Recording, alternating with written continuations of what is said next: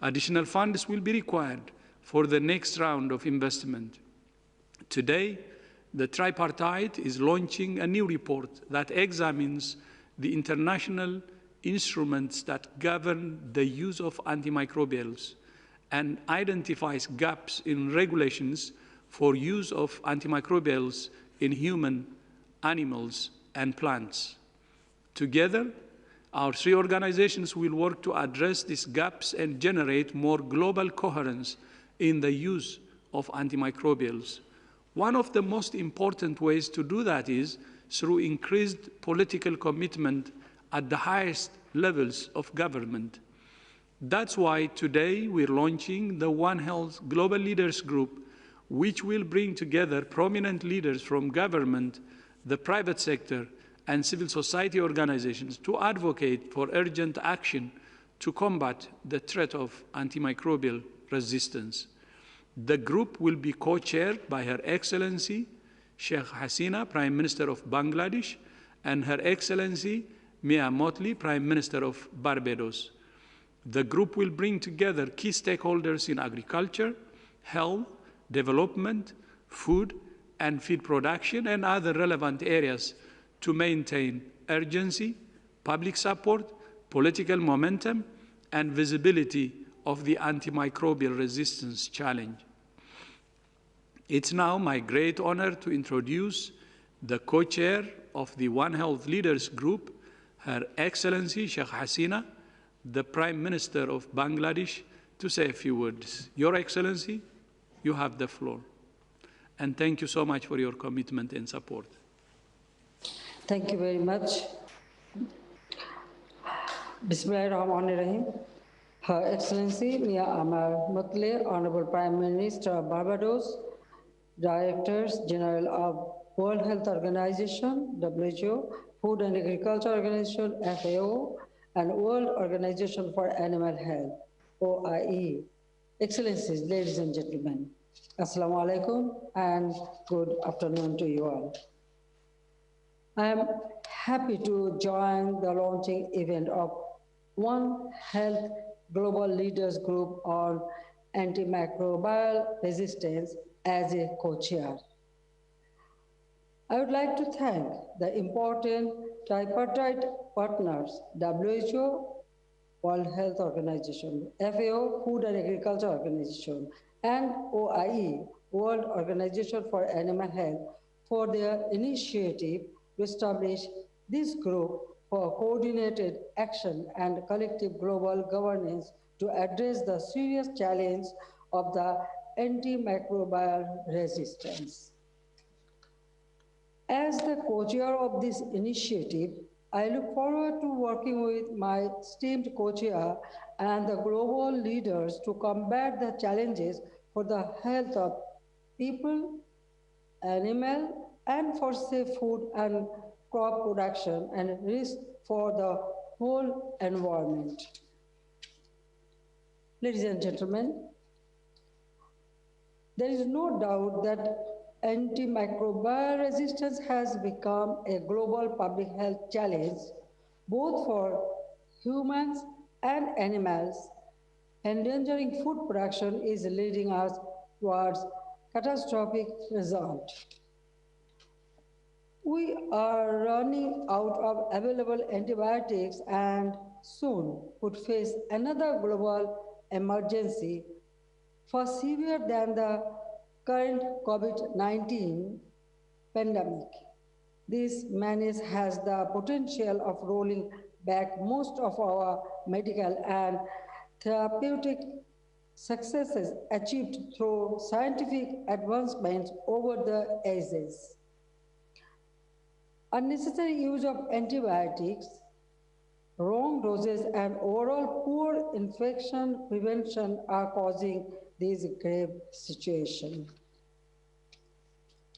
Inspired by the WHO Global Action Plan in 2015, we, Bangladesh, formulated the National Action Plan for Antimicrobial Resistance Containment 2017 to 2022, in Bangladesh, this document and its associated roadmap speak about our government's policy, thrust, and commitment to address AMR.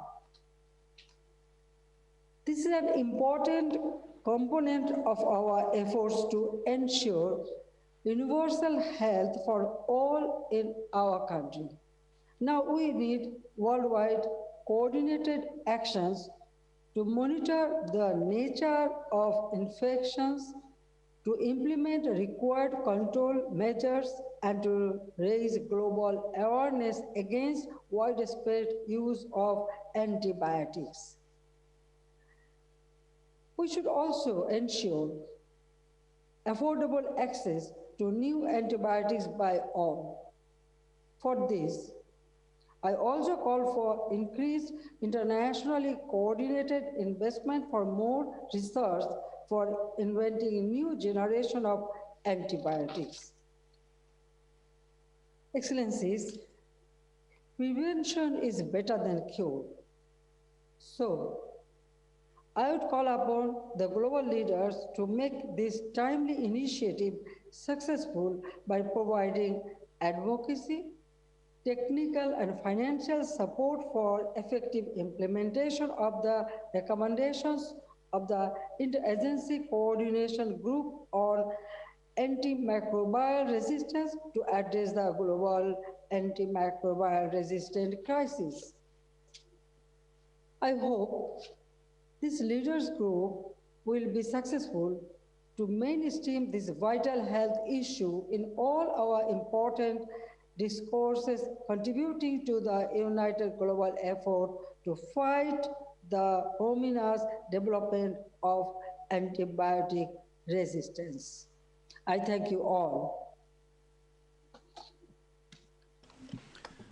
Thank you so much, Your Excellency, Prime Minister Hasina. I would now like to introduce the other co-chair of the One Health Leaders Group, Her Excellency Mia Mottley, Prime Minister of Barbados. Your Excellency, thank you for your commitment and support, and you have the floor.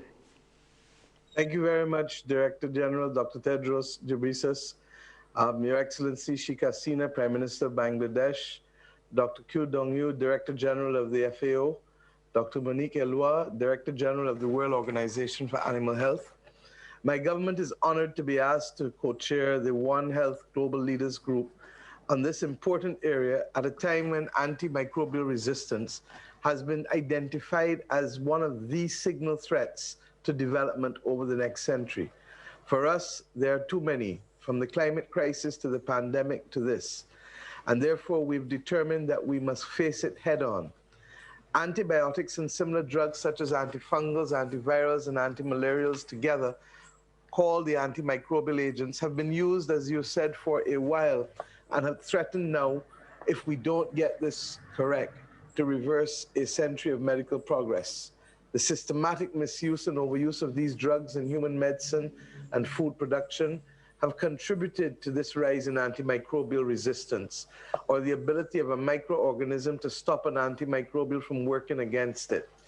In simple language, for us, this threatens the effective prevention and treatment of an ever-increasing range of infections and is reducing our ability and the ability of health systems to protect vulnerable patients at the very time when we are more conscious of the need to protect all human beings as a result of this pandemic. AMR also reduces our capability to protect the health of animals and therefore also threatens safe and sustainable agriculture.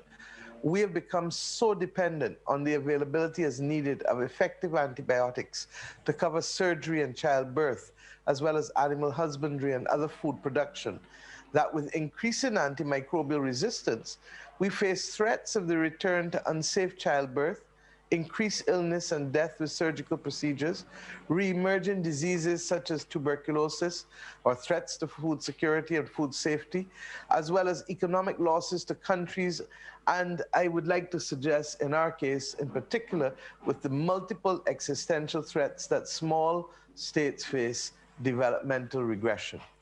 All countries will be affected by this. Addressing it requires the acceptance that there must be an intersectoral issue that needs action across all sectors, since it has resulted from activities within both human and animal health, as well as in plant production. And this approach, therefore, by the three organizations is heartening. It requires a commitment to continued action within and across countries at all stages of development, from the very developed to the developing countries. The formation of this group, therefore, for advocacy and advising on best practice is clearly an acknowledgement of these realities. The goal of this group is to ensure that attention is kept on this important subject so that progress is shared. I must confess that at a personal level, I first learned about it a couple years ago through a documentary. And it just proves that we need to be able to speak to our people through multiple different media and not just from a scientific or government policy perspective. It is the awareness among our populations that will also place pressure on the systems to ensure that sufficient funds are invested in this area of research so as to ensure that we really do not reverse a century of medical progress. Like many other countries in the world, Barbados completed a 5-year national action plan to combat antimicrobial resistance using the One Health principles which shared the goals and objectives of the Global Action Plan on the same issue. Since then, the Multi-Sectoral Steering Committee has been conducting a stepwise implementation of the plan, starting with the strengthening of infection prevention measures after a health facility audit and an antibiotic stewardship in the Lone Public Tertiary Care Hospital in Barbados. The focus on infection prevention has served us well for the preparation of ourselves as we fight off this pandemic. We are also part of a South-South collaboration with the government of Argentina, the Pan American Health Organization, and the Caribbean Public Health Agency, started last year in 2019 to strengthen laboratory diagnosis of antibiotic resistance. Our experiences with implementation have served to highlight that education alone is not sufficient to change practice.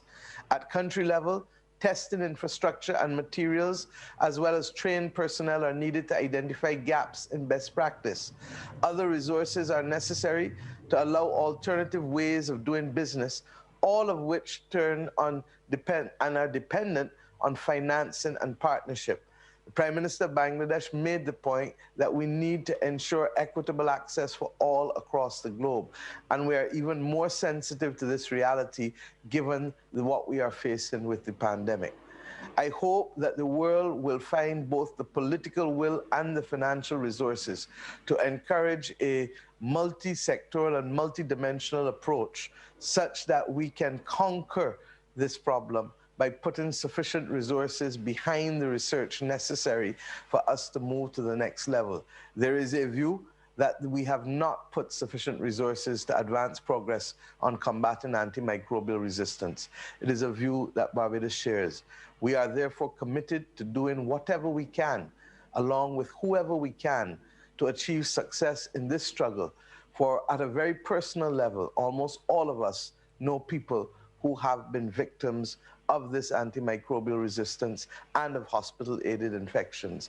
It is up to us to ensure that we not only leave this problem behind us in the third decade of the 21st century, but that we also commit to ensuring that the vulnerable among states and the vulnerable among our citizens are not left behind as we fight this most grave of battles. I thank you. Thank you so much, Your Excellency, Prime Minister Motley. And I'm also very proud that my new granddaughter actually shares the same name with you, Mia. So I'm really proud, and thank you for your support and commitment. I'm also delighted to be joined today by my colleagues in the tripartite, Chu Dongyu, Director General of the Food and Agriculture Organization of the United Nations, and Dr. Monique Elliott, Director General of the World Organization for Animal Health. Mr. Chu, welcome, and you have the floor. Thank you. Thank you, my brother, and Your Excellencies, Prime Minister of Bangladesh and Barbados, ladies and gentlemen, I'm so happy to see all of you are safe and well. Taking this opportunity, I would like to thank my brother, Dr. Tedros, for the great leadership in combating the COVID-19 pandemic. Today, we are here to announce the establishment of the Global Leaders Group on the Antimicrobial Resistance, AMR. It is an important milestone of the AMR global agenda and will play the key role in global governance. The Global Leaders Group will have a catalytic impact and demonstrating the strong leadership and advance the response on AMR, which will sustain the political momentum and build the public support and resources mobilization at the regional and national levels. FAO is committed to work together with the WHO and OIE in tackling the AMR through the One Health approach. A new FAO action plan on AMR for 2021 to 2025 will be launched next year. This will consolidate FAO position to contribute to international efforts to combat AMR and to provide further support to government, producers, traders, and other stakeholders in adopting measures to minimize the use of antimicrobials and contain AMR. AMR is everyone's business. We are now in the middle of World Antimicrobials Awareness Week. FAO's theme for this week is AMR is here now and united to strengthen food system and secure livelihoods. A series of events are planned this week to increase awareness and stakeholders' engagement. During the COVID-19 crisis, we must not forget that the AMR is a slow-motion pandemic with a significant long-term threat to the global public health and food security, which needs multi-stakeholders engagement. If AMR is left unchecked, the next pandemic we face could be bacterial and much deadlier if the drugs needed to treat it do not work. AMR is here now, so we need to double our efforts and strengthen our partnership with all stakeholders, international organizations, private sector, and civil society, because only together can we achieve the one world, one health, and one planet we are living on. Thank you for your contribution and engagement and commitment. Over to you, Mr. Tedros. Thank you, DG Chu. Thank you so much for your partnership and friendship.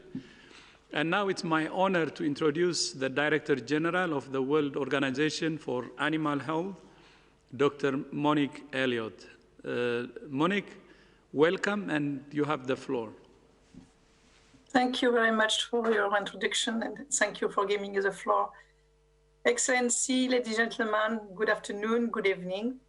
As you know, while we are all experiencing the global crisis due to COVID-19, severely impacting our life and altering the livelihoods of million families, we also must remain vigilant to other looming global health threats, such as antimicrobial resistance.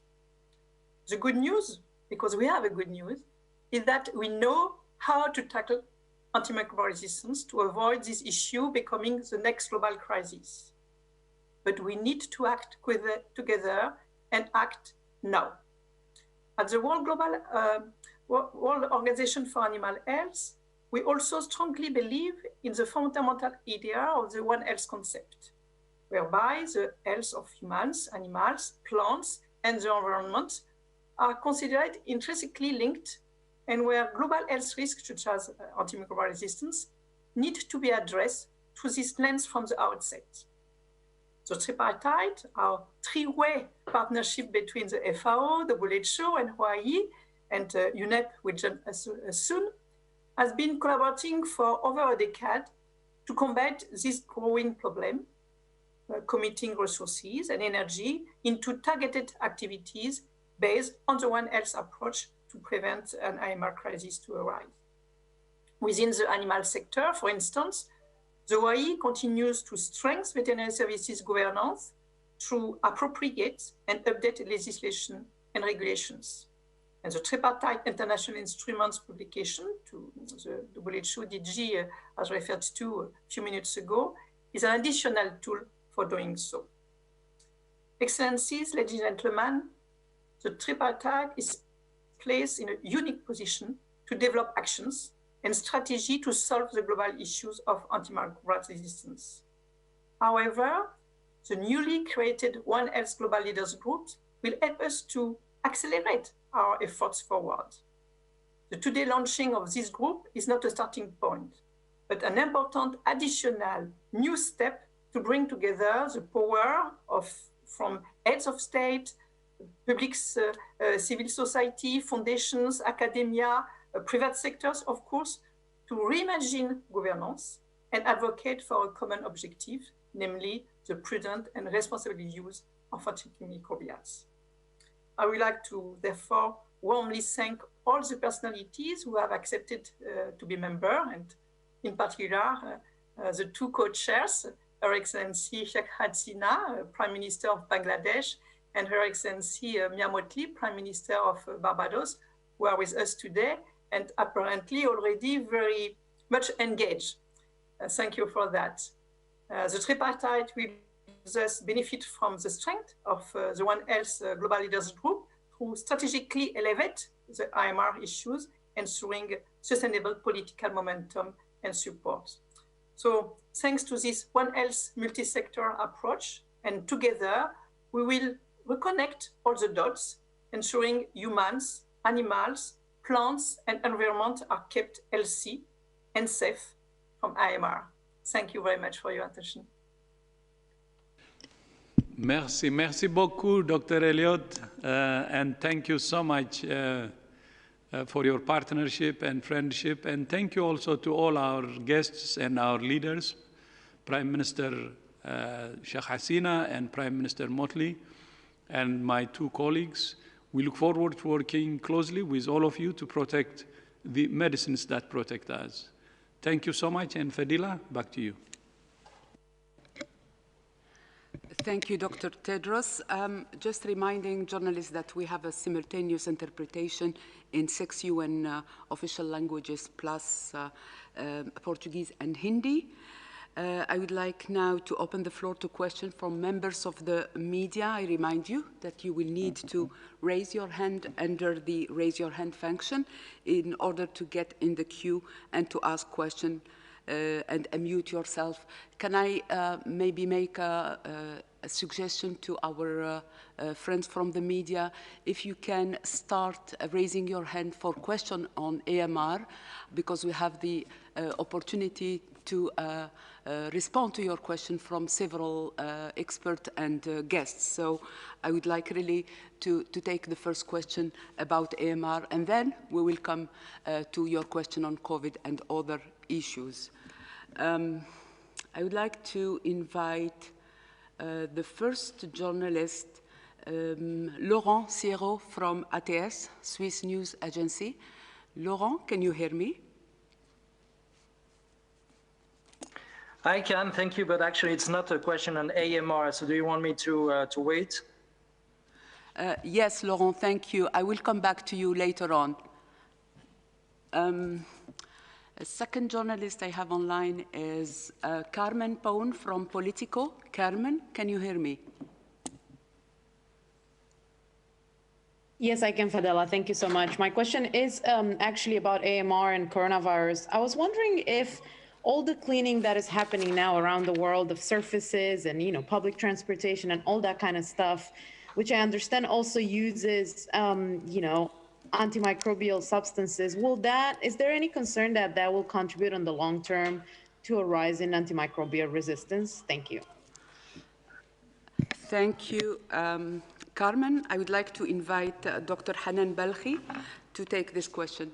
Dr. Balkhi? Yes, thank you very much. That's a very important question, and I think there's a big relevance to that question, since there is a small body of literature that has been emerging on resistance to certain, not just the alkyl handra, but some of the detergents like the quat ammoniums and whatnot.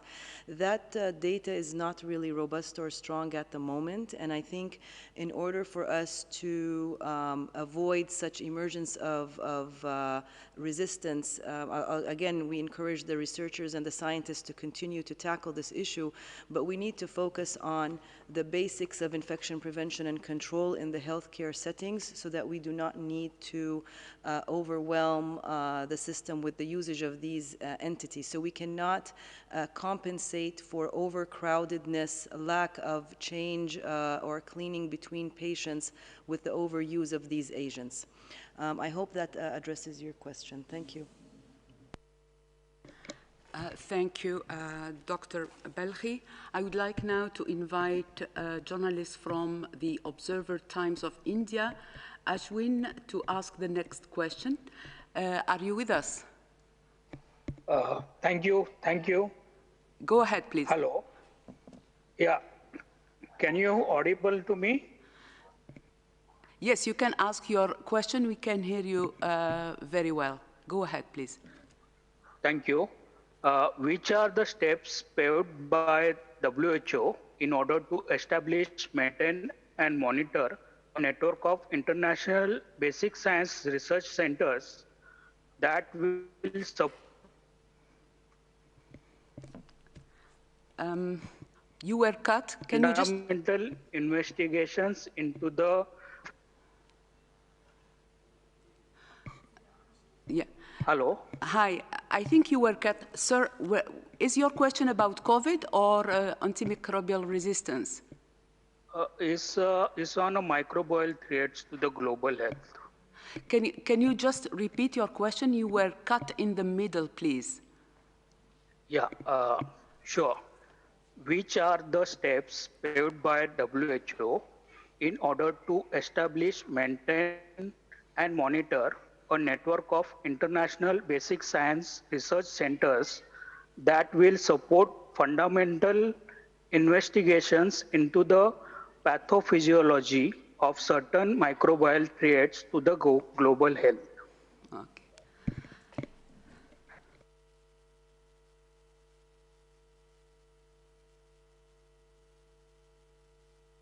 Thank you. I would like to invite Dr. Haile Getahum, Director for Global Coordination and Partnership, to take this question. Thank you very much. I understand the question refers to the network of researchers and centers. Yes, WHO is working with collaborating centers in certain different areas that address antimicrobial resistance, and we have also a system of collecting and strengthening the network. And also, as part of our broader One Health approach in the future, we have also a plan to establish a partnership platform that will also bring the different academicians and the research centers and collaborators so that we can have shared vision and goal to tackle this crisis. Thank you. Thank you. I would like now to invite Priti Patniak from Geneva Health Files to ask the next question. Priti, can you hear me?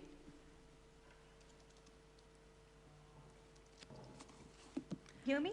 Yes, very well. Go ahead, Priti. Yes, thank you for taking my question.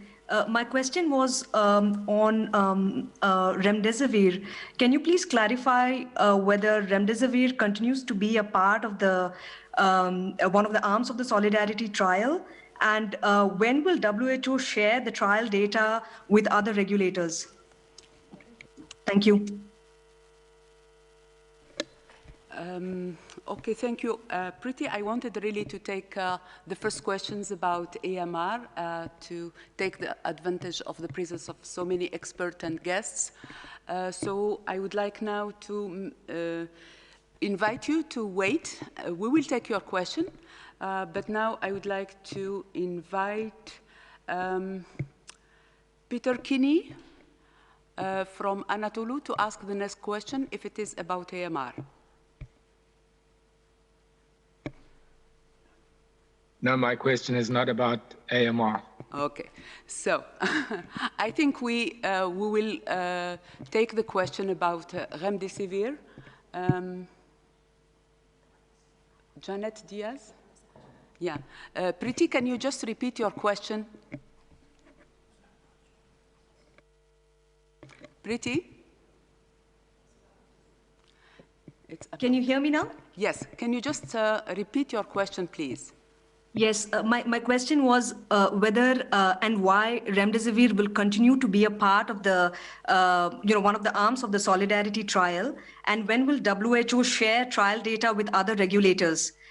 Because we understand that these are interim results, but are you going to share the whole data with other regulators, and at what point? Thank you. Thank you. Dr. Diaz will take this question. Thanks so much. So I'm going to just give a brief response on behalf of the colleagues that are actually in the research and development group that do the solidarity trial. My role is mostly in writing the clinical guidelines. The solidarity results are available in preprint, and those are publicly available, and that provided some of the largest evidence source for the guideline that we published in the recommendation we made today. That is currently under peer review in a journal, and from what I know, will be available shortly. I could come in, Fadela. Thank you. Fadela, I could add. Yes, please, Sumia, go ahead. Yes, thank you, Preeti. So, as you know, the results of the solidarity trial that were released on October 15th were interim results. So the trial is continuing with the remdesivir arm till the sample size reached. We had an agreement with Gilead for a certain number of doses, and we will continue to enroll till we complete that. On sharing of the data, yes, absolutely. When we have these clinical trials and we work with different manufacturers, we have an agreement with them to share the database once the trial is completed and the data set is locked. So that will take a few more weeks because the trial is still ongoing. People are being randomized. But what will be available very soon is the peer-reviewed publication that should be out in the next couple of days. But it's almost the same as what had been released in the preprint. So most of the data is already out there. Thank you.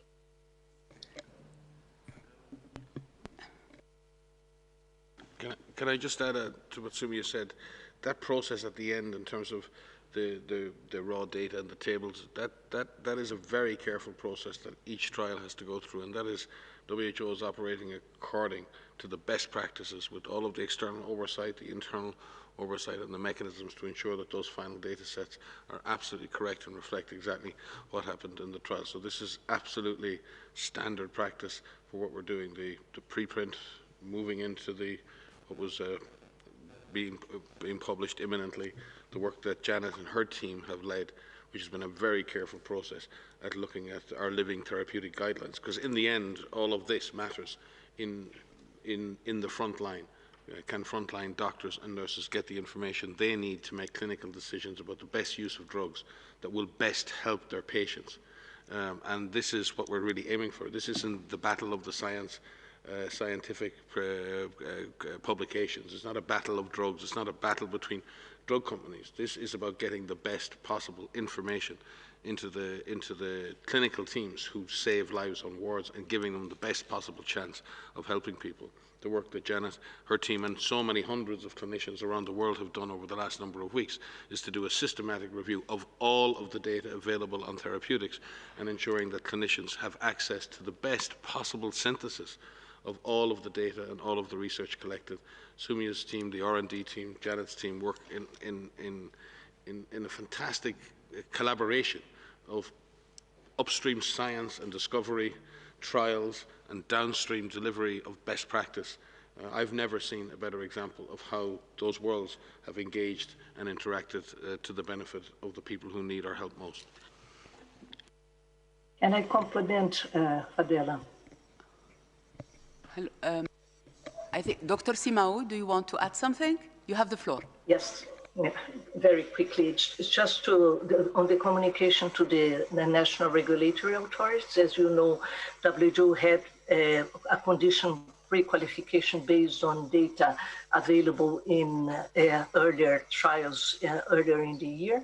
And right now, with the communication of the report and the guidelines coming out of WHO, the guidelines of recommendations on remdesivir, WHO has notified the producers and manufacturers who have answered to the expression of interest for the pre-qualification of remdesivir and has suspended the pre-qualification that he had, the conditional pre-qualification that he had already issued in October until further review of further data. And at the time that we do this, all the national regulatory authorities are notified. Thank you all. And I would like now to invite once again Laurent Siro from ATS, the Swiss News Agency, to ask his question. Thank you for your patience, Laurent. Go ahead. Thank you, Fadela. There was a British study released today that shows that most of the people infected seem to be immune now for at least 6 months before being threatened to be reinfected. Have you changed your observations on that question? Thank you. I'll begin and pass to Maria. No, first of all, this is really good news to see that we're seeing sustained levels of immune response in humans so far out, and it's good news to see that, and we really commend the researchers for doing those longitudinal studies, and this is something that WHO is coordinating with many groups around the world, not just doing one study, but looking at the same group of people over a long period of time, because that's going to give us the best data on things like this. But we will obviously absorb this into our living systematic reviews on this. This is potentially significant news. It extends the period for which we know there is likely protection, and hopefully that period will extend further and further. We know there may be limits to that. It also gives us hopes as well on the vaccine side that if we start to see similar immune responses to the vaccine, we may hope for longer periods of protection. But Maria will have more details on how we're tracking that here. Thanks, Mike, and thanks for the question. Yes, so this is very good news of research that's coming out from this group and also other groups that are following individuals over time. So what we are seeing, and you've heard us speak a lot about this, about really trying to better understand the body's reaction to infection in terms of the development of antibodies and neutralizing antibodies in particular. And what we're seeing now as the pandemic, we're reaching almost a year into this pandemic, some of those early cases are now being followed over many months. And these are studies that collect samples from those cases, those patients who have now recovered, but collect samples over every month or every few weeks or so. And we're now getting up to 4, 5, 6 months of actually tracking them and looking at the antibody responses. And this is very good news. It is promising and confirming what other studies are also finding as well. And so what these show is that the individual, and what we do know is that people who are infected with the SARS-CoV-2 virus will develop an antibody response within a few weeks, 1 to 3 weeks of infection. And now we're seeing that antibody response is lasting, and it's lasting for months. We still need to follow these individuals for a longer period of time so we can determine how long these antibodies last, but this is good news. In addition to studies that are following the same individual over time, WHO is working with more than 50 countries who are carrying out studies right now looking at the antibody responses in different types of populations, either the general population or frontline workers like health workers. We have an additional 50 countries that want to carry out one or more of these studies. And so this is building a body of evidence that is helping us to understand what proportion of the population has been exposed and infected, and what that is looking like over time. There are more than 300 studies that have published results so far, either looking at general population or leftover clinical samples, or have followed patients over time and looked at their antibody response. This is really incredible, and it's a tremendous body of research that is helping us look forward and helping us think to the future of what this may mean. Now, most of the studies that have been published have results from the spring of the general population studies, and what we're looking for are more studies that have results of populations sampled in the fall, in September, October, November. Many of these are currently underway, so we don't have the results of those yet. But what we're looking for is to see what does the antibody response look like in the population. So this is really wonderful, and we are grateful for all of our partners who are carrying these out. We are grateful for the labs that are developing serologic assays and trying every day to make those assays even stronger and even more accurate. And we are grateful for researchers who are working with us to share those results, because ultimately what we would like to do is be able to pool those results together to get global estimates, to get regional estimates, to help us think through and understand where this pandemic is going. Thank you. I would like now to call on Peter Kini from Anadolu, Turkish news agency, to ask his question. Thank you for your patience. Peter, you have the floor. Thank you. My question is not on mRNA or on COVID. It's actually to the DG. And I'd like to get some clarification from him, to just put the record straight. There's been a lot of allegations made about what's going on in Ethiopia and Tigray and his involvement there. Can he just straighten out for the record what the situation is? Thank you. Dr. Tedros? Yeah, thank you. Thank you, Peter. I think I have already issued a statement yesterday, and I believe that that's enough to clarify the issue. Thank you. Thank you, DG. I would like now to invite John Zaracostas to ask the next question. John? Yes, good afternoon. Can you hear me? Hello? Yes, go ahead, please, John. Yes. Yes, my question is to all the experts on the panel, and in particular to FAO and OIE as well.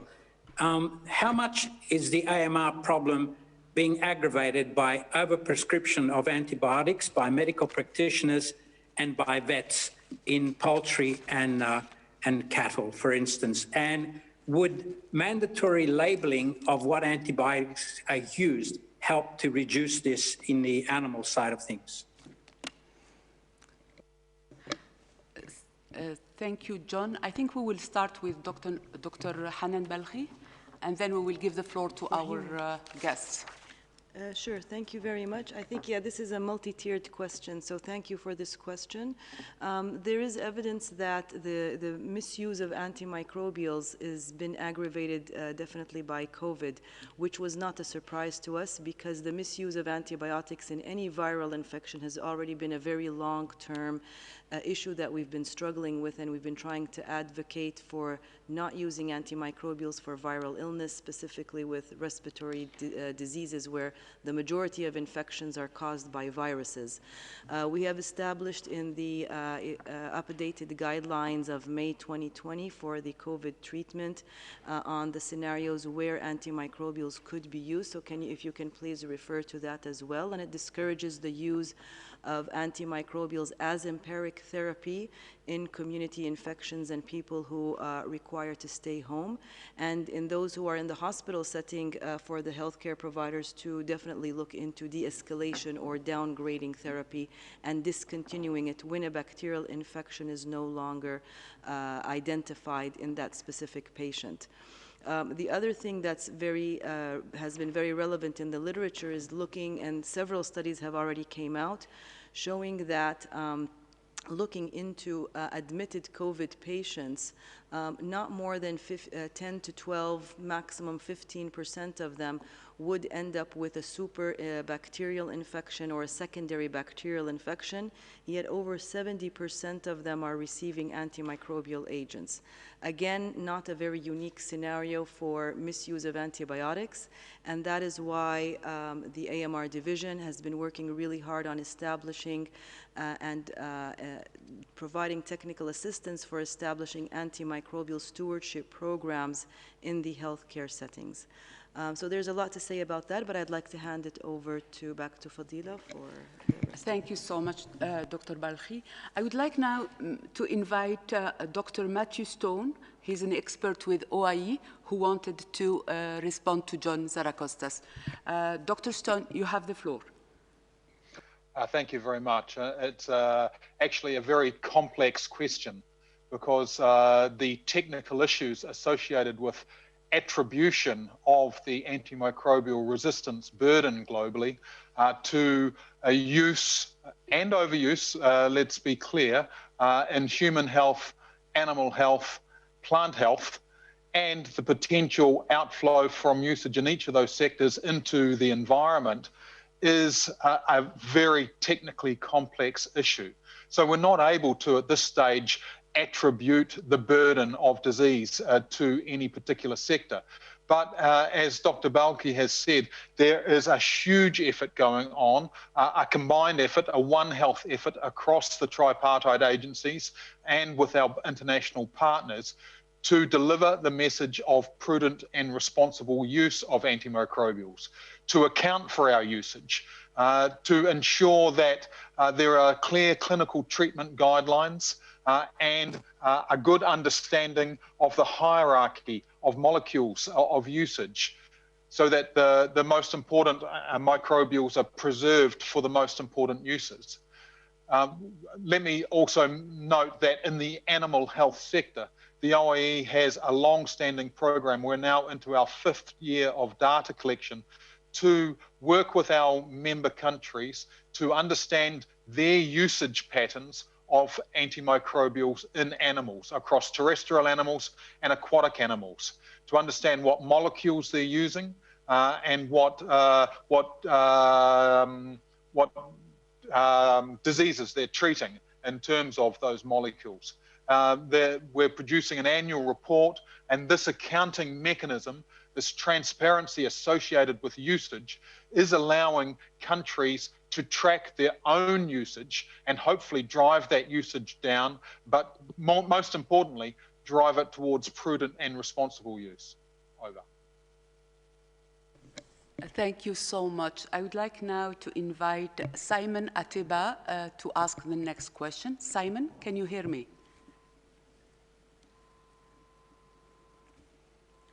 I can hear you. Go ahead, please. Thank you for taking my question. This is Simon Ateba from Today News Africa in Washington, D.C. And my question is to Dr. Tedros. Joe Biden is now the president-elect here in the U.S. after his election victory against President Trump on November 3rd presidential election. Already has promised to join the WHO on day one, and when he's sworn in on January 20th, 2021. What's your message to the incoming American president? And beyond the COVID-19 crisis, what other type of partnership would you like to have with the US going forward? Thank you. Yeah, thank you so much for that question. It's very important. I think communicating to leaders through media wouldn't help, but we're in touch. Thank you so much, and we have already sent our messages. Thank you.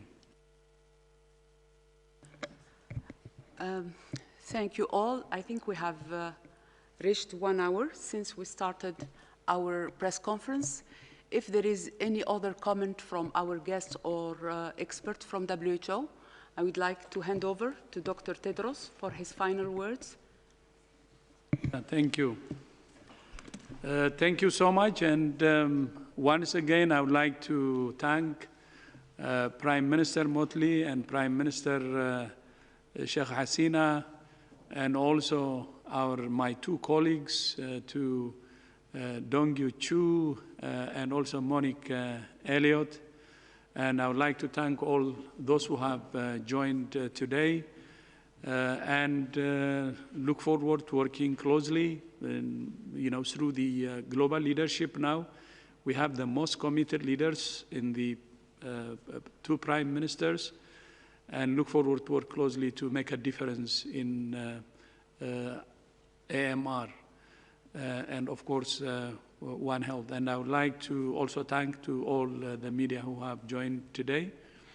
And I would like to thank to all colleagues who have been working on building this global leadership from OIE, from FAO, and also from my own colleagues from WHO, Hanan and Getaun. It's Hailesus. It's really well done. And thank you so much, and see you in our upcoming presser. Thank you. Chief, can I just add on the fact that it is World Children's Day, just to shout out to our sister agency, UNICEF, and all of those agencies and NGOs and others and frontline workers who work with children around the world, and especially to those children out there. We all have them. I know how tough it is for you kids to keep explaining the world to us, to try and make it better. And as JFK said, I think we should listen to this as adults, that children are the living messengers we send to a time we will not see.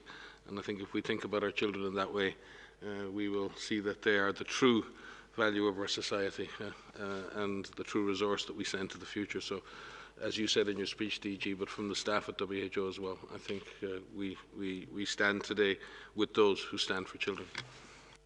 Yeah, thank you for reminding me that, Mike. I would be happy to join Mike in this. And as you know, today is World Children's Day.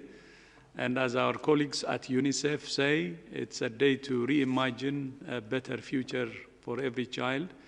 And we would like to send greetings to Henrietta Fore and all our UNICEF colleagues.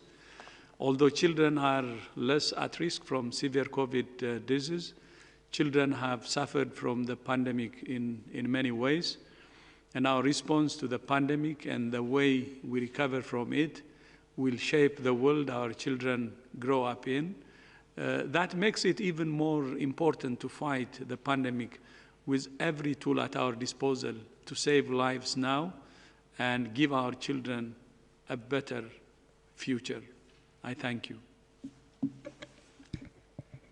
Thank you, DG. Just reminding journalists that they will be receiving the DG opening remark and the audio file just after this press conference. The transcript will be available as of tomorrow on the WHO website.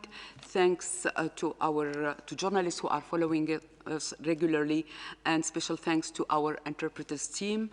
If you have any follow-up question to WHO or our sister agencies, please don't hesitate to contact the media team at WHO. And have a nice weekend.